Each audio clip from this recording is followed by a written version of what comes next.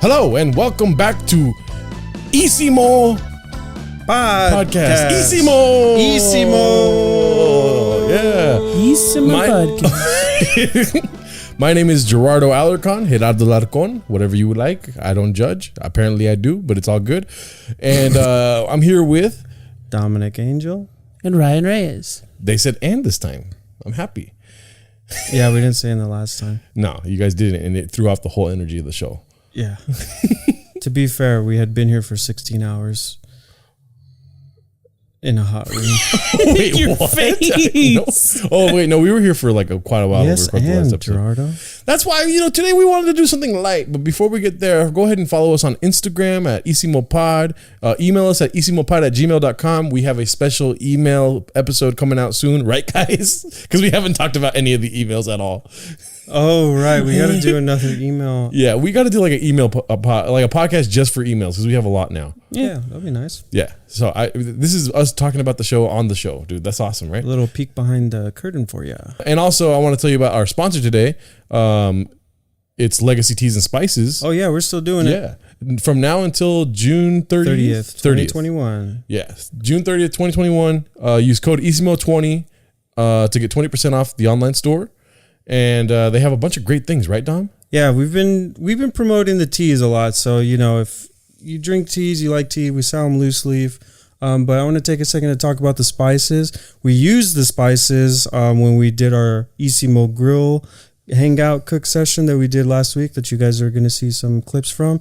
But if you like to cook or you want to try to learn how to cook, these spice blends save you so much time and make things easier.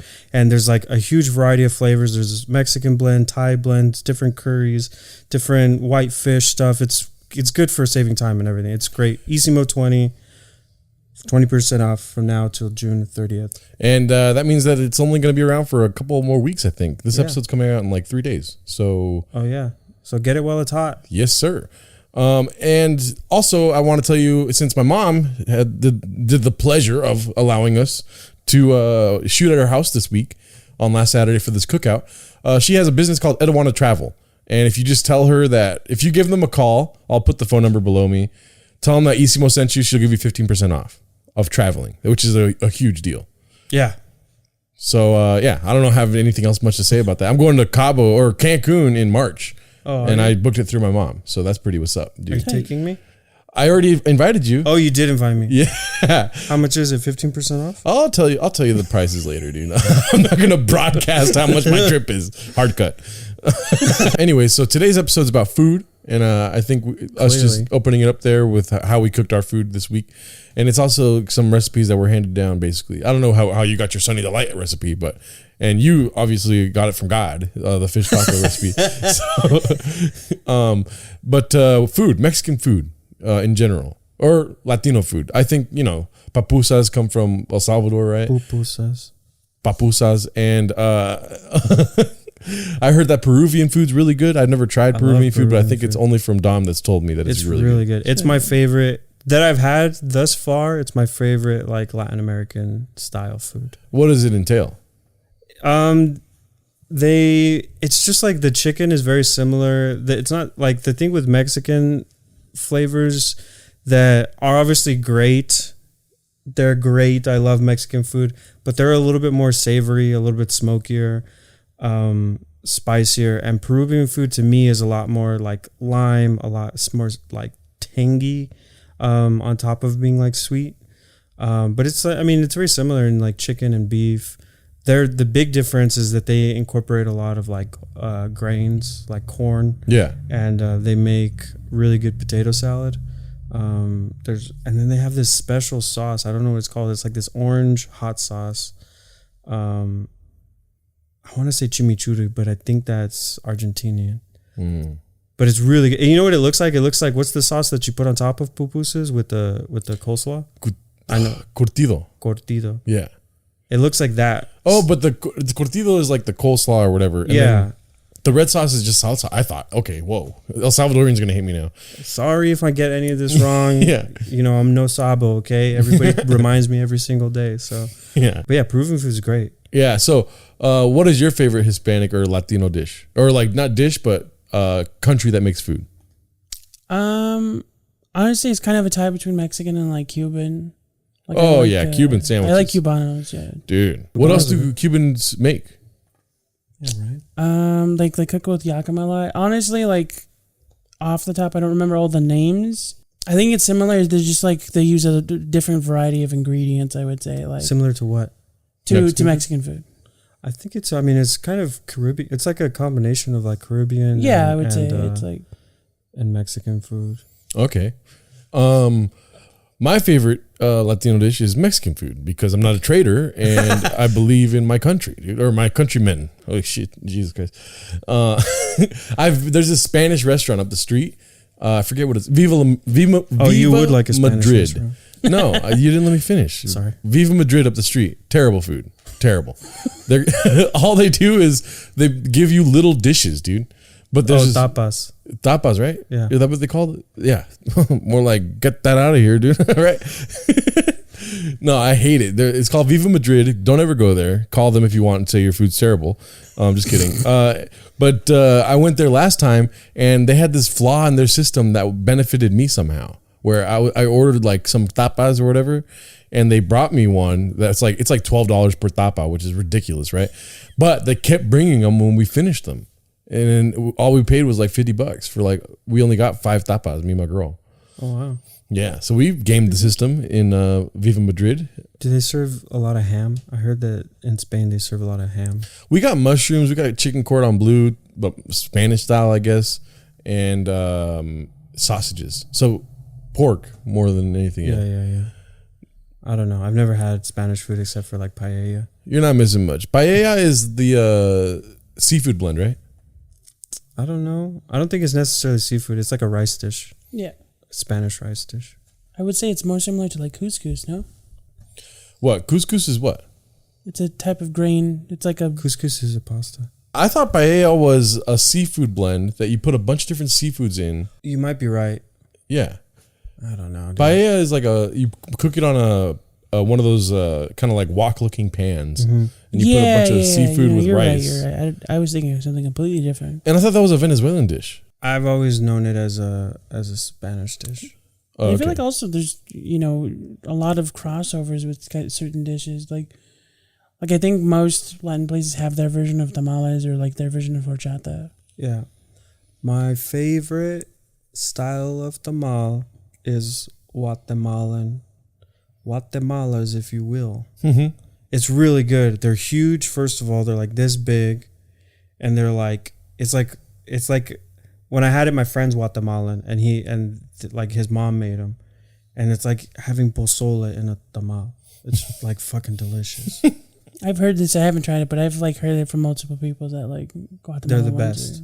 If you had to rank your top 5 Mexican foods, what would they be? My favorite dish, even though I don't eat fish anymore, is tilapia cooked on a caso with just deep fried tilapia. My grandpa used to make it. He taught me how to make it. It's amazing. Okay.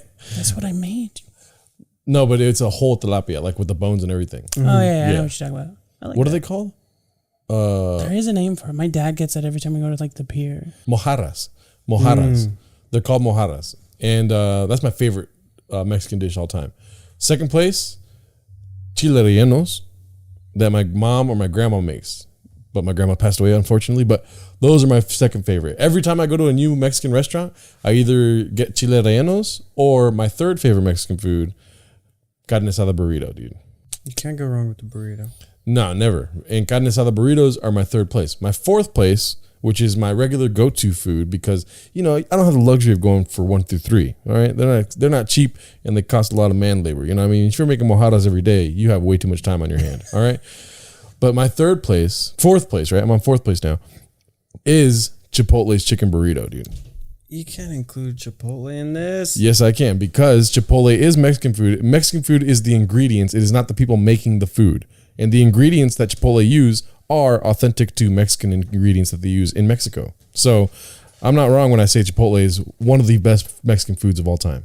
I disagree, but it's your list, so I respect the list. Yeah. And my 5th place is just guacamole with chips, dude. You could always have a good time with guacamole and chips. That's my top 5. And guess what? Sue me if you don't like it. All right, I'll win in court. So,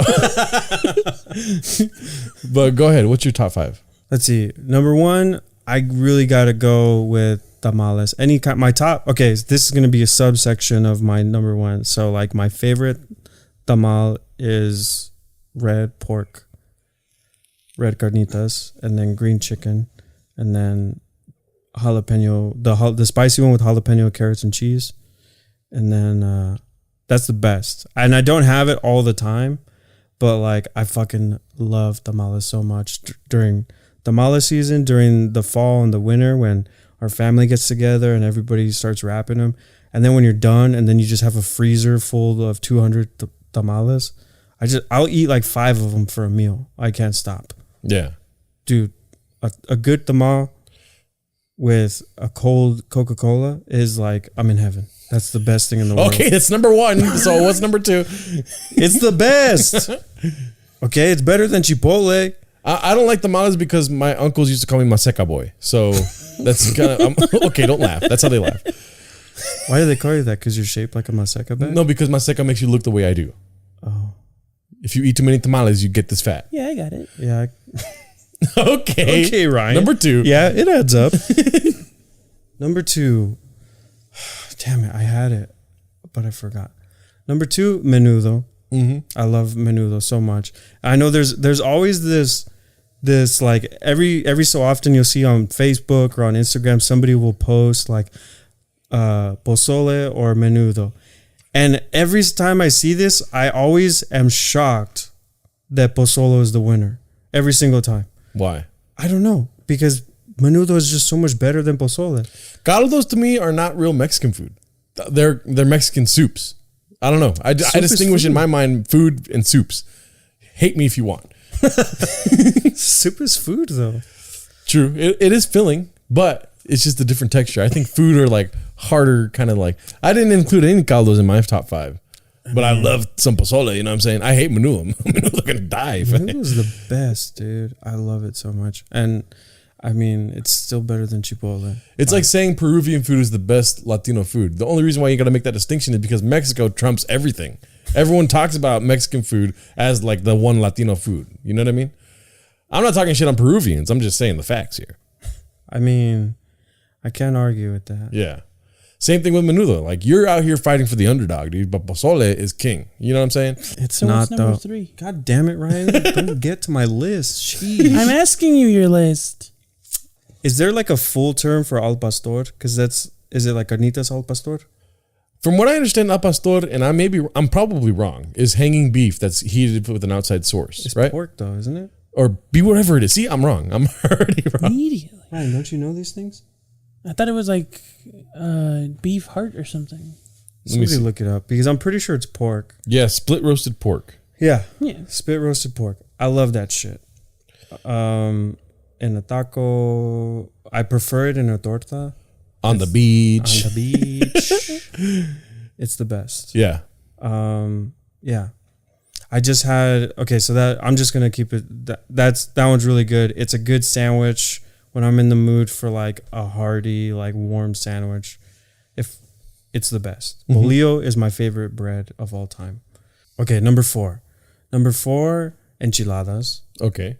I just had some really good enchiladas pescador recently, right before recording this, and it was the best thing I ever had in the world. Yeah.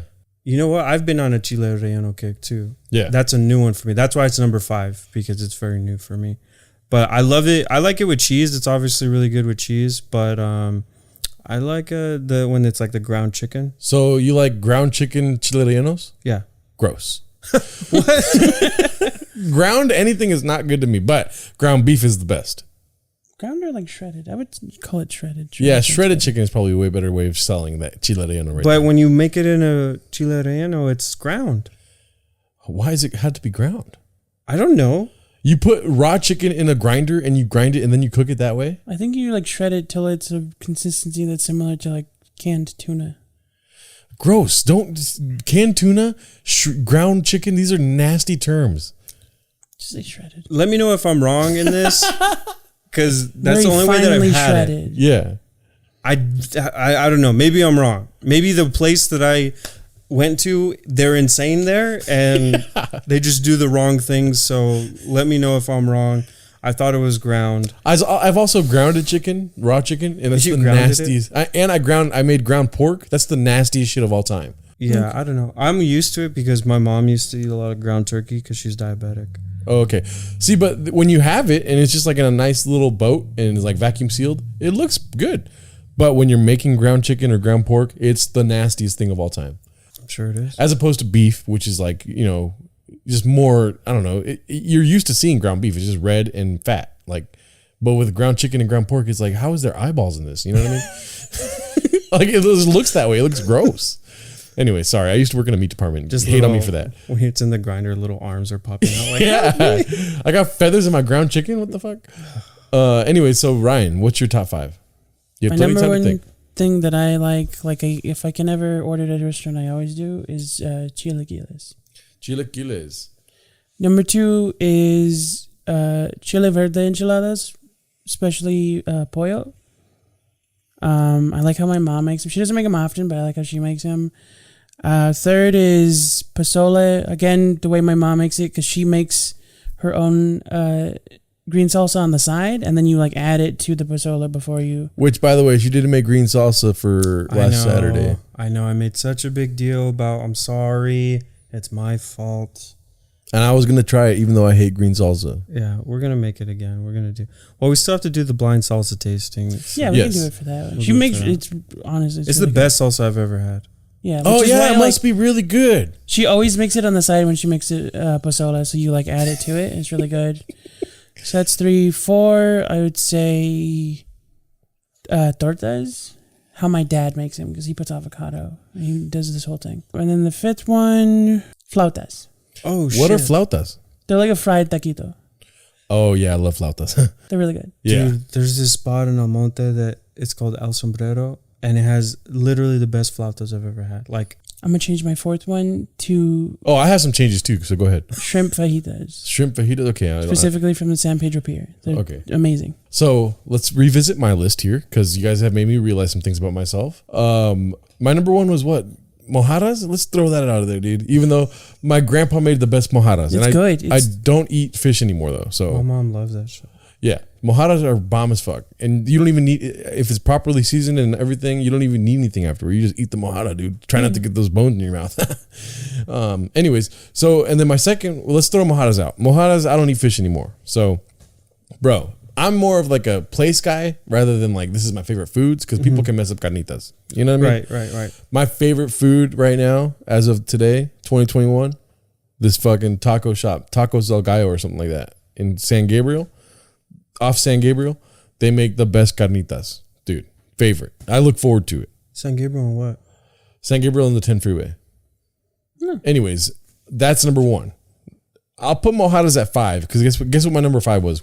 Chips and guacamole? Are you kidding me?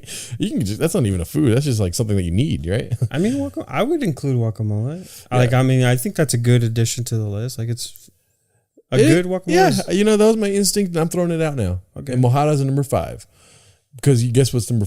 Okay, 1. So number 1 is the carnitas at Tacos El Pollo. Tacos El Pollo? I forget what it's called.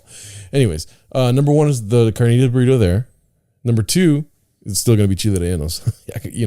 I like shredded beef chile rellenos, though. Or just cheese. Cheese chile rellenos are bomb as fuck. Yeah, dude. Which reminds me, I have some Mexican cheese in my fridge that's moldy right now that I need to throw it away. The cheese is old and moldy. Yeah, I need to throw it away. You guys are weird. And, okay. Coming from the guy that made fresh tacos, I don't know. I don't know how to attack you. Anyways, so what was number 3? Number 3 was Carnitas Burrito. All right, that stays. Number 4, Chipotle burrito, chicken, stays. Number 5, mojadas. There we go. I feel better now. Okay. Do you guys want to make any amendments to your list? Okay. I'm pretty secure in my decisions. So let's have this conversation then. Pozole is better than menudo, and we could all agree on that. It's not, though. I just don't like the texture of cow tongue, but I'll eat it. Yeah, no. Cow tongue, gross. Sounds gross. A lot of me eating food is a very auditory experience for me. If you tell me this is ground chicken, it could be the best thing on earth. I still won't like it. You know what I mean? Yeah, I mean, I don't know. I don't give a shit. I learned after that it was cow tongue after I ate it, and I was like, what the fuck is it? It's like, it's the best thing in the world. And it only exists as itself. Like, Yeah. I don't know. My favorite thing about soups, Mexican soups, is the toppings on top. Like grabbing a handful of onions and throwing it in there, grabbing cilantro, putting it on top. You feel like you're a chef, dude, even though somebody else made the soup, right? Yeah. Yeah, you're making it the way you like it. Yeah. Put some red sauce, never green, because green sauce is gross. Pozole with chile verde is really good. Pozole with chile verde? Mm-hmm. Oh, yeah. Yeah, that's how my mom makes it. Right. I will never believe your mom makes green salsa until I see it. She makes it, I swear. What did you guys think of the red sauce my mom made? It was really good. It was good. Really spicy. Right. Yeah. Yeah. I put like 7 jalapenos in there. Oh, yeah? Yeah. And it was my first time making salsa. Like actual roasted salsa. Yeah. I didn't know how to do it. I did see this video on how to make queso, like roasted queso. Mm-hmm. And I was like, why are you doing that? It's like all about burning everything. You basically burn everything and then throw it into a blender after peeling off the skin. Yeah, you got to burn off the exterior skin. Well, Because it gives it a smoky flavor. growing up, I always thought Pico De Gallo was salsa, but apparently it's not. Pico De Gallo it's in its own lane or something. People, Yeah, I think people just think that because like places like, I was gonna say Chipotle call it mild salsa, but it's just Pico de Gallo. yeah. It's not a sauce. But when I was a kid, I used to say chunky salsa, and you know that plus that equals chunky salsa. You know, It's what I'm because saying? Pace Picante ruined the game for hot sauces. Pace is a supermarket brand that's like, it's like a Tex-Mex tomato salsa. It's not good. They had those commercials. That cowboy gets his pace from New York City, and he would do something stupid like put a seatbelt on a horse. You don't remember those commercials? No. There's a ton of them. You're not missing out on anything. But they make chunky salsa. Yeah. And then also Pico de Gallo is you have to put your heart in it, dude. I made Pico de Gallo for us that day. I don't remember eating it actually. Matter of fact, did you guys have any Pico de Gallo? I did. I had mine. Okay, but yeah, I made mine, and the key to my Pico de Gallo is jalapenos, baby. I like the seeds in there. My mom told me to take the seeds out. She said I'm gonna get appendicitis. I'll believe it when I see it. You know what I'm saying? Anyways, appendicitis is a real thing, and if you suffer that, I'm sorry. Like my little cousin Marco, his appendix exploded when he was shit. young because he had too many chiles. Is What that does why the your mom? appendix do? The appendix apparently just grabs chili seeds and then explodes when it has too I'm many. pretty sure it's considered vestigial. It's vestigial. Yeah, it is. What? I don't know what that means. It means means that it that it- serves no current purpose. Oh yeah. I guess I don't know anything, Ryan. Jesus Christ. The tonsils are vestigial, apparently, Yeah. too. Yeah. Yeah. What else is vestigial? Some people have Gallbladders. tails. Tails. Tails? Gallbladders are vestigial? Mm-hmm. Or some people are straight up born without them. Actually, most fetuses around like I think it's like 2 months grow a tail and then it falls off when they reach full like infant form. Most humans have tails for a couple of weeks. I mean, if you got a tail, you're not human. Say that right now. But most of them do, yeah. I mean, I have a tail funky bone. little lower back. That's what I'm saying. Like it's part of your spinal cord. You grow a tail and then it kind of like falls off. Yeah. That's crazy. Anyways, enough about anatomy. That's for another episode, Anatomissimo. What does Mexican food mean to you? Mexican food. So, for instance, I've been watching a lot of Sopranos recently, right? And this is my best way of explaining what Mexican food means to me. So, the mobsters, they like to go to spaghetti places.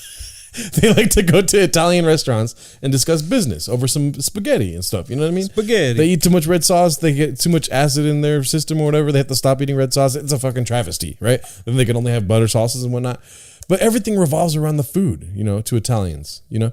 It's like, you know, if you're a mobster, I love my fucking ravioli, you know, whatever, like marron, you know, matoni is like whatever, right? They love the Italian food. And that's how I realized, like, I went to a Mexican restaurant 2 days ago with my tia Lucy.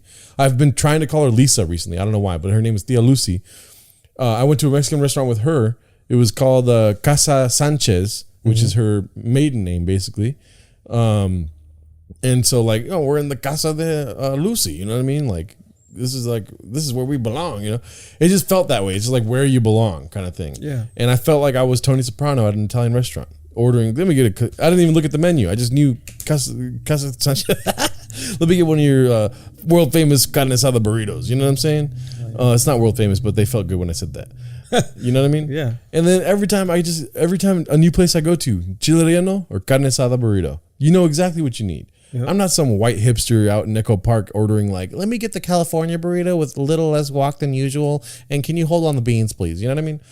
People like that drive me bananas, let me tell you. I'm just kidding. Sorry. I do, but that's what Mexican food means to me. I feel like I belong, you know? Yeah. No, I totally get that. Like, that's honestly Mexican food. I feel like, you know, there's so little things that I can really truly connect with because I don't speak Spanish. So like movies and music and stuff, it's like stuff that I'm getting attached to now and like trying to reconnect with. But like the food has always been there. It's been there since day one. And it is like my closest ties to the culture. And like I fucking love it so much, especially being from LA where like the Mexican food is so fucking good. Yeah. Like I didn't realize what we had until like I traveled. And to even to other like food cities where like they have really good restaurants, you can't find better Mexican food outside of Mexico in the United States. Yeah. What about you, Ryan? Yeah, I mean, I had a similar experience, especially like when I was a kid, I was, you know, very nosy and very like impatient. So they would always give me something to do in the kitchen. And that was like a thing whenever my mom and her sisters were like together, is like, it was a thing where I got to learn. That's like where, you know, the family tells their stories when they're cooking, you know, it's stuff like that. It was the same with her and her father. My mother was really close to her father. And one of the things they did together was he would show her how to cook Mexican dishes, and then she showed us.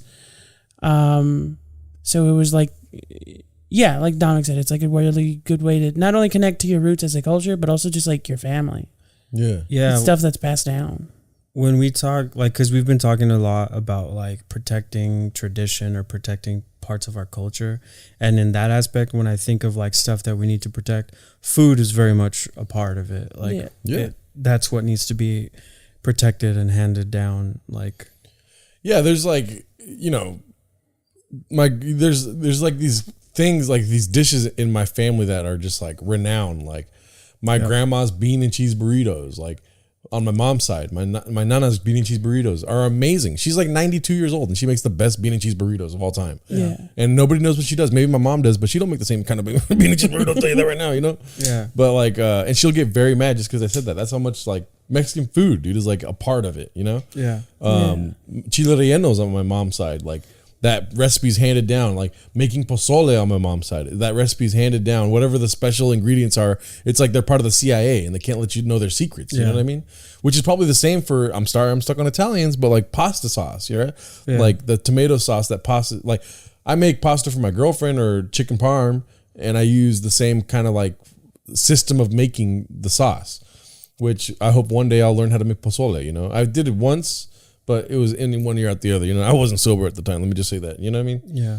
Pozole is kind of just like a stew, right? Like there's a lot of it just has to do with prepping the meat, and then you use that for the broth. I don't have to break down right now, but if we want, how to make pozole. My mom showed me. Mm-hmm. But also, you've had bad pozole. Yeah. Exactly. Yeah. It feels... Well, I haven't. I only eat my mom's pozole. Okay. I love my mom.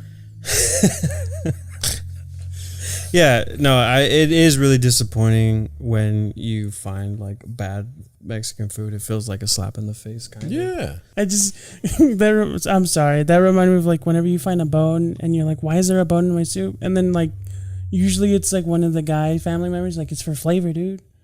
I thought that was funny. Yeah. Okay. Yeah, no, I've always tried to convince my parents to take the bones out before they cook. It's like, okay, it's already pretty flavorful from the spices, you know? Yeah. I don't need meat flavor to enhance the fucking caldo or whatever it's called. Yeah. I understand like having the bone in for flavor when you're cooking it, but don't put it in my bowl. Yeah. Don't put it on my plate. Like, what the fuck am I going to do with this bone?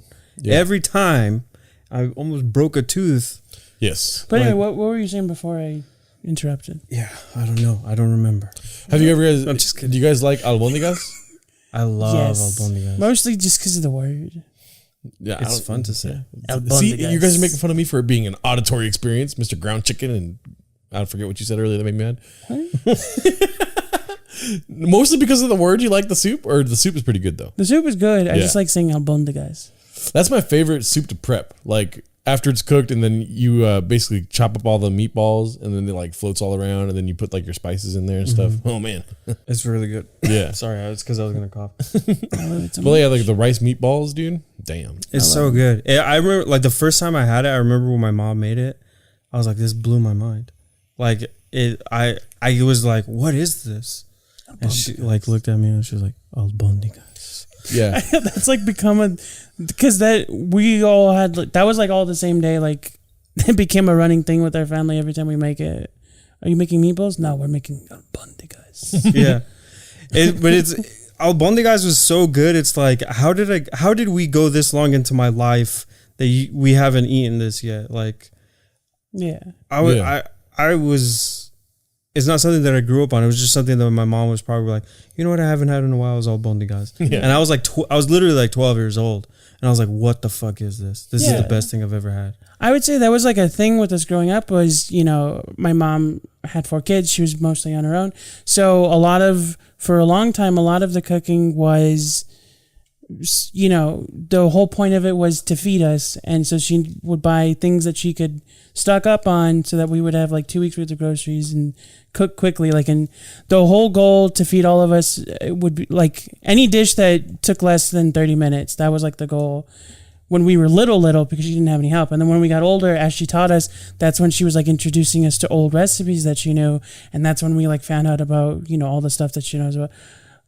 I know I've already brought it up, but like our grandfather was super into cooking. Mm-hmm. Like even, you know, he got sick. And so later in his life, he started like, he lost his sight and stuff like that. But even then, like he couldn't help not helping in the kitchen. Like he would be sitting in his bedroom, like with me and my little bedroom. He'd be sitting in a different room with me and my little brother, like watching TV. I was 6, and He's sitting outside the kitchen. How is he gonna? You're telling the story all wrong. he's right. The living room was, you know, it's like this setup. So he'd be sitting like right here and hanging out with me and my little brother, and then he would just like yell for my mom and say like, check on the chicken, it's almost done. And he'd be right, like he could smell when it was almost done. It was the funnest thing ever to visit my grandfather because he loved to cook. I have a story about Albondigas. You guys want to hear it? Yeah, absolutely. I've told it many times. Yeah. There's this one time where I didn't like soup as a kid, right? My mom would always make albondigas and pozole because my dad loves it, you know, albondigas and pozole. So I didn't want to try it. I was like, you know, make me some chicken tenders, you know what I mean? And she didn't want to make me any of the food. She's like, you have to try the albondigas. And at the same time in my life, I was taking a lot of baths. Like I was like, I don't know, 8 or 9 years old. And so she would get mad whenever she saw me in a bath. She wanted me to start taking showers. So one night it all came together like a movie, Martin Scorsese-ish, where I didn't want to try albondigas. And she got super mad at me and she's like, go upstairs to your room and take a shower, you know, to get ready for school tomorrow, whatever it was. And so I'm running the bath water because I want to take a bath, you know, and she comes upstairs and she beats the shit out of me in the bathroom because I didn't try her albondigas and I was taking a shower. And she was shouting at me about both things because I was like not trying the albondigas. And then when I brought it up to her recently, she's like, I don't remember that, but that sounds exactly like me and it's hilarious. Yeah. I thought she was gonna like pour albondigas into your bath, like while you were taking a bath. Like, if you're not gonna, that would have been way better than what she actually did. She slammed my head against the wall. Jesus Christ! She was just because she like loves her dish of albondigas, and now I love albondigas. So maybe she did the right thing. Yeah. Beat some sense into you. Like some weird sitcom episode, you get hit on the head, now you love it. Oh, yeah. Do not beat your kids. Yeah, don't beat your kids. It's not that'll be okay. another episode. Yeah. No, but and then when I brought that up to her, she was laughing the whole time, you know. And then she was like, I don't remember that, but I remember this one time I beat you in the car because you were acting up at school. And I'm like, what? I don't remember that at all, you know. because the teacher said I was very unorganized, and she thought that beating me would put organization into my mind. Did it work? Beating is a hard word. I think it's just like a colloquial term where she like got mad at me. You know. I love you, Mom. Go to IDon'tWannaTravel.com to get a trip. She'll beat those prices down. You know what I'm saying? I fucking love Albondigas. I could talk. Yeah. I could talk for a full hour about how great they are. Yeah. What's one, like, obviously we touched on a lot of dishes so far, Right. but what's one dish that if they're making it, it's like an event within the family? I mean, probably tamales is like. Okay, that's what I was gonna bring up. Yeah. Once a year, maybe for your family too. Yeah. In December, they make tamales like we're in a war and we're not gonna go. You know what I'm saying? Like my family makes 1,200 tamales. No, dude. no. I mean, that's how it is. You get all the get the tias big come. bucket. Like Exactly. everybody comes over. We decide. We use one person's kitchen. We fuck it up Yeah. for a week. And then you And- can never use the pictures from that day because there's one guy that invites his girlfriend over and then they break up by the next year. You know what I'm saying?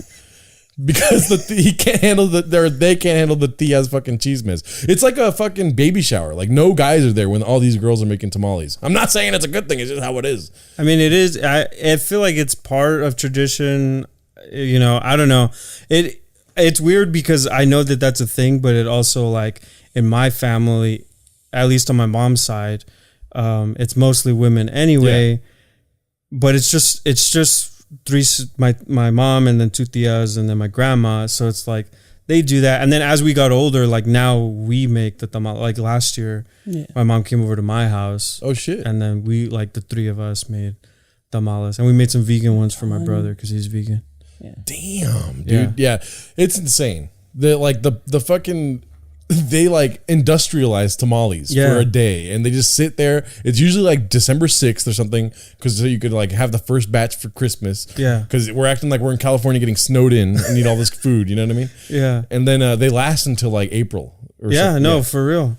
And everyone knows about it. Everyone's talking about it. They're like, I can't wait to get Rosas tamales, you know. And then like you get like a whole little bag, like it's fucking cocaine, like a kilo of cocaine. And That's then, the fun, like one of the funniest part. It's like divvying up the tamales and like getting like, okay, there's a bag for Juan and there's a bag for Miguel and there's a bag for Rosa. Yep. And then they throw them in their freezer like it's Alaskan caught fucking tuna or some shit. And then they eat it throughout the year, you know? Yeah. That shit was my lunch. Like for the whole month of January, that's my lunch. Yeah. Is two tamales. Like I divvy it up, Yep. like one or two. And then I'm usually honest. I never really liked tamales growing up. And I would tell people, this is a shitty tamale, dude. And then they would be like heartbroken, which I understand. They put a lot of effort into it. I'm just being honest here. I love tamales now. And I have more of a palate to judge whether or not they're good or, you know. But I never realized as a kid how much work went into going, because I was never there. Yeah, I was never there when they would make them. I just thought they were like store-bought tamales, Yeah. you know. But then when I realized the tradition and whatnot and how everyone got together, I was a little nicer. I would help. Like it started, especially my grandmother loves making sweet tamales. So Yeah. I would help her with those ones. Are sweet tamales the corn tamales? Some of there's them. a few different ways. The way that she makes it is she incorporates corn and pineapple juice. Okay. She doesn't put pineapples in it. She just uses the juice from the can. Some people do like corn bits And and pineapple raisins. bits. Dude, we could honestly we can make like 5 different episodes on different foods. Yeah. And that's how impactful Mexican food is. It's delicious. Yeah. Yeah, it's so good. Yeah. I mean, it's go ahead. You go. It is so important. I don't know. I love it so much. Like I said, there's so much pride in the food and in the culture. I feel like it just encapsulates everything. I don't know how to. What's that? Nothing. I'm just laughing about the stories I've told. It's terrible. Oh yeah, Yeah. I mean they're funny. I do gotta get it. Like we're all like it's all unity It's and all family, and unity you're and like you're she like- beat me. And you But I was like, I'm an American born kid. Like my family came straight from Mexico before me. You know what I Yeah. mean? Yeah. So me having these American reactions to food kind of made me into who I am today. Yeah. And I have way more respect now for the food that my mom and my grandmas make. And I've honestly I love it to the point where I make it for people that I love, you know? Yeah. It's like a sign of love, Mexican food. And it could be for other cultures too, but I know for sure that Mexican food is like, if I love you, I'm cooking you the best dish I know. Yeah, that's definitely something that even our mom tells us. Like whenever we're having guests, you have to have something for them. Yeah. And she if she can, she'll always like try to cook something when someone's coming over. It's something like my grandfather. There's people like this. I you hear about this in a lot of like Mexican stories, but it's like our grandfather was just this guy who was like very big on hospitality. Like my mom tells us stories about his doors always open, and it didn't matter. He was the kind of guy like it didn't matter what time of day you would come. Some people would show up like from out of town, and show up at 3:00 in the morning and knock on his door, and he's like, come in, and they make coffee, and he starts cooking something, like make some tacos or something. Yeah, and it's like that was passed on to us later in life, like as we got older and we could start understanding, and I started like learning a little bit more about the culture. And it was interesting because I didn't meet him until I was like 12, and then he passed away when I was 14. So it was like, no, it's just like, it's down to the simplest thing. It's like a point of pride. It's so important. Like my mom, I don't know, it's just like the connection to my grandfather and to our culture is like rice. Spanish rice or Mexican rice is so important. Like my mom will fucking go off on me for deviating from my grandpa's technique for making rice. And she's right, because it's always perfect. It's not mushy. Spanish rice is a little hard to make because sometimes it'll turn out mushy or it'll turn out like too hard. And his rice is like always perfect. And it's the perfect flavor, perfect texture, everything. And it's like, it's the way that you stir it. It's the way that you toast it. And it's like letting it sit. Here's like the one trick. There's two parts to it, but the one, I can only give away one secret. And one of the secrets is once you add the water and add the tomato sauce, you got to let it sit. Yeah. You got to just let it sit. Yeah. And don't touch it. Don't fucking open the lid. Don't stir the rice. You're going to fuck it up. Quick question. What's that? So for rice, do you make white rice first and then you cook like a Spanish rice, or no? No. You make it all at the same time. Yeah. Well, how do you mean? So, because the Mexican rice is like orange, right? Yeah. Yeah. So when you're cooking the orange Mexican rice, listen, I've never done it before. Right. Obviously, I'm asking a stupid question to some of you. You know what I mean? When you're cooking the rice, is it made just like orange off the bat, or do you make rice first then you create the orange? No, it comes from the sauce and the flavoring. The what's it called sauce? The tapa sauce or some shit like that? What is it called? Sauce. Bata sauce. Gross. Anyways. Not bata sauce. Yikes. That'd be so good. It's just the fucking Monty Python foot on the can. Man, I got the pata sauce. Let's make some rice. The cheese is funky, dude. No, it's bato sauce. Okay, yeah. That's what you use for enchiladas. But you don't... I've never made bato sauce. I've never made Spanish rice with bato sauce because that's like an enchilada sauce. Yeah. You just want like tomato paste, tomato sauce. But the difference is that you brown the rice. So you toast the rice, you add some oil, and then you brown it. And once it gets like a nice like nutty, you could start smelling like a nutty flavor. Then you add the tomato sauce, and then you add your water. Okay. And then, but the rice is still grain. But the rice is still, it's just straight up like, I don't know if there's a different rice. We just straight up use like jasmine rice. Yeah, jasmine rice. Yeah. Because I'm really good at making white rice, brown rice, right? Yeah. I'm not really good at making Mexican rice. I never made it in my life. Yeah. We'll show you. Yeah, we'll show you. Let's do it live on the podcast. I'm down. I'm like, bring out the stove.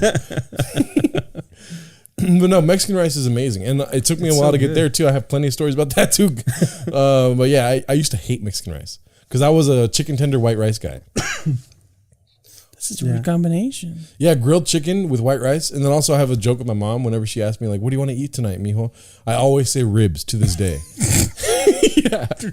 That's such an annoying answer. It is. Because I hate answers. Like, you're going to make whatever you're going to make. Like, she's just asking me, I guess, to find something else to beat me up. I'm just kidding. Oh, no. She just asks me all the time. She'll always be like, mijo, what do you want to make tonight? Or what do you want me to make tonight? I'll say ribs because I feel like ribs is the most intense thing to make. It takes 8 hours. Yeah. I want it slow roasted, mom. That's so funny. That's such an annoying answer. But she's caught on. Eventually, she caught on and she'll be like, "What do you want tonight?" And not ribs, okay? Jesus Christ, Yeah. You say brisket. Slow roasted carnitas. Yeah. My little brother was like that, but he was like serious. Yeah. I don't even like ribs that much. It's just a funny answer. Yeah. But the amount of times my mom probably made ribs because I was joking around is sorry. I'm sorry. Now I know. Now I know she beat you, dude. Yeah, I was a terrible kid, dude. Yeah. I was just a kid wanting to play soccer, but they were making me play baseball. You know what I'm saying? What's Brown kid in the white man's what? Sorry. What's the first thing you learned how to make? First thing I ever learned how to make is probably a burrito. I remember I felt so cool when I learned how to roll a tortilla. Yeah, I didn't learn how to roll tortilla until guess what? Chipotle when I worked there. Because you can do it wrong. Because my mom taught me when I was younger how to roll a burrito with one open side. So like we would make chorizo. Yeah. And one open side so that you could just that's the side you bite into. You know. Yeah. You let the steam come out. You put some hot sauce down there. Yeah. That's the way to do it. That's like eggs and chorizo is like it's just like our like what we have on hand. Like every time when we're in a rush, eggs and chorizo burritos out the gate. Like send us on our way. Yeah. So we had a cookout last Saturday. Yeah. A week ago from today. And it became a little bit of a competition, right, guys? Here's the thing. It was not, everybody kept asking, so is it a competition or what? And I was very adamant about saying no. Yes. Not a competition. Which leads me to believe that Ryan made it a competition. No, I made it a competition, yeah. Yeah. I was so confident in my dish that I made it a competition. I was so nervous about like cooking for your family. Oh, really? Yeah. Why? Because did you come to my housewarming? You went to my No, no, you didn't. You always fucking ask me if I went to that. And then you start talking about how I missed out. Oh, you missed out, dude. This is really good. That was the first time. I made the tacos then too. God damn it. That was the first time what? That was the first time I made my chicken. Oh, okay. But Ryan had to overshadow me again.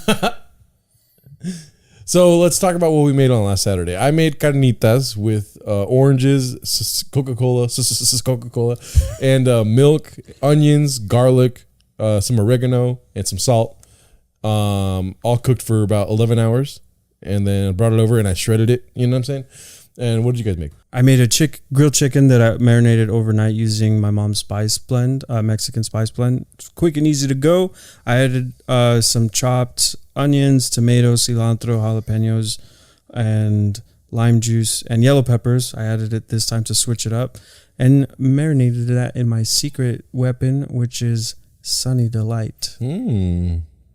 Everybody's tripping. And I think I actually learned that trick from my dad because he taught me that you can marinate flank steak in Sunny Delight, and that's how you make like really good carne asada. And what about you, Ryan?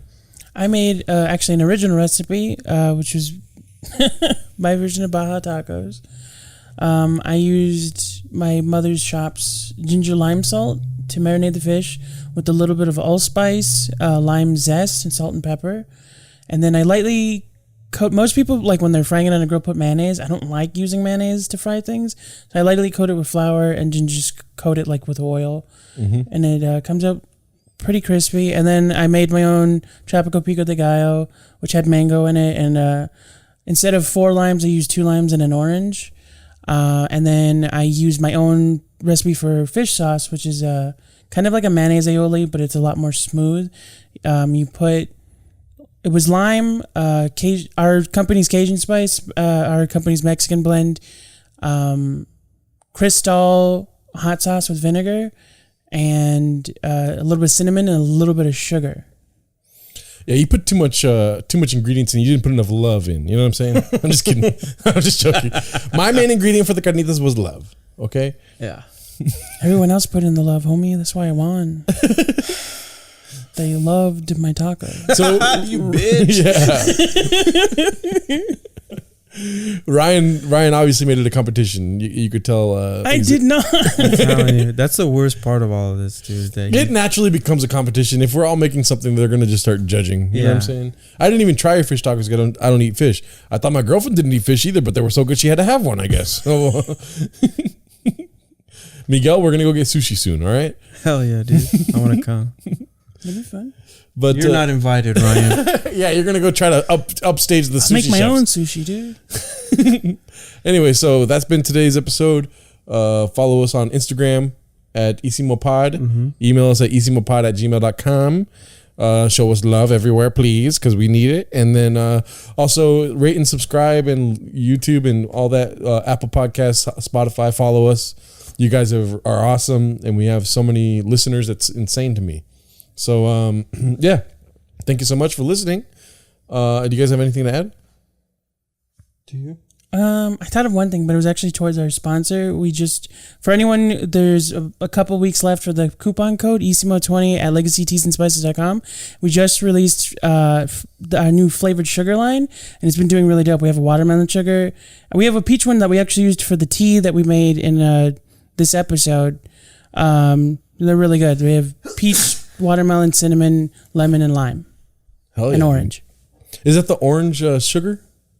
We use peach sugar. We used peach sugar. But it is colored orange. But it's colored. The color of it's orange. Yeah. I don't mean like the fruit. Yeah, sorry. Yeah, they came out really well. She makes them all by hand. She does it all herself. It's really good. Yeah, that tea was amazing. And I had to ask if it was sugared because it didn't taste like it was. It was like super good. Very lightly. Like that's like the thing about our teas. Because my girlfriend also doesn't like sweets. Like she does not like stuff that's too sweet. And she loved it. She loved the tea. That's funny because she's the one that always brings candy. That's funny. Yeah. I love it. I love candy so much, guys. We'll talk about candy next week on Isimo. Yeah. But yeah, so thank you so much for listening and watching. My name is Gerardo Larcon. I'm Dominic Angel. And I'm Ryan Reyes. Until next time, don't fly. Don't fly. Yeah, don't fly.